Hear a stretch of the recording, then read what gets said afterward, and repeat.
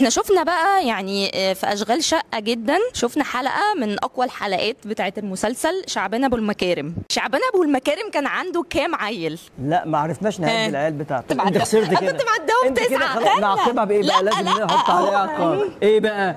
عشان هي جايه فتوى علينا، خلي بالك، جايب شخصيه قويه علينا. لا الفيديو راح مني ازاي؟ وكام وكام. بص هديك اختيارات، انا عديتهم ماشي. 8 9 10 15. 15. ايه العقاب؟ قولي لي انت حديده يا دكتوره العقاب. ثانيه واحده اهو لقيت الفيديو، لقيت الفيديو الصح اهو. فين اسمه ايه ده؟ اسمه ايه؟ شعبان ابو المكارم بتاع المتحف. انا شعبان ابو المكارم بتاع المتحف. انت شعبان ابو المكارم؟ ايوه. روح اعمل لي شاي. انتوا تبع ايه؟ الكلب هو قاعد. ايه؟ 1 2 3 4 5 6 7 8 9 10 10 11. لا ما في. ايه كل دول؟ ولادي. كل دول ولادك؟ جبتهم ازاي؟ بمجهودي. 10.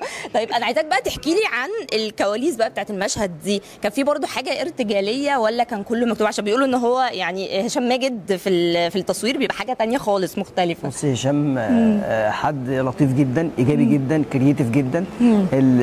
السيكونس ده كله، المشاهد بتاعت الاولاد وبتاع مراتي والحاجات دي كلها حاجات عملناها على الهوا، ما كانتش موجوده بجد والله. يعني ايه المشهد الاصلي؟ يعني كنتوا داخلين تصوروا ايه؟ لا احنا بنصور، هم المفروض بيخشوا البيت يقتحموا البيت عليا بس.